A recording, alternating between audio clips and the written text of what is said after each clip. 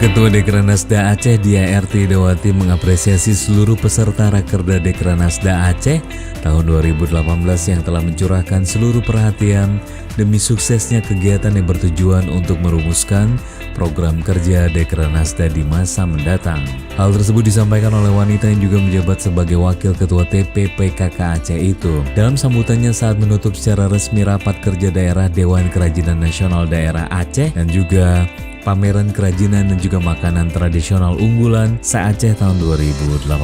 yang dipusatkan di Komplek Perkantoran Pemerintah Kabupaten Aceh Timur, Kamis 15 November 2018.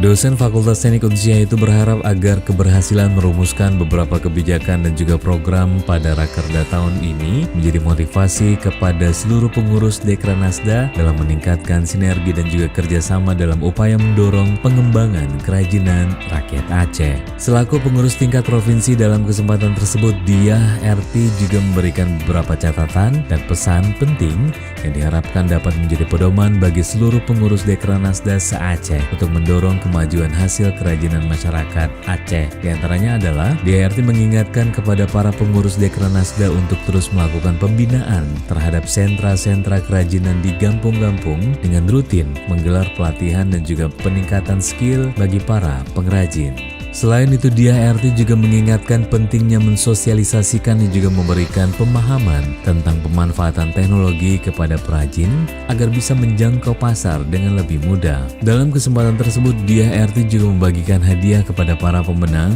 berbagai perlombaan yang bertujuan untuk memacu para pengrajin dan juga membina agar lebih kreatif dan juga inovatif.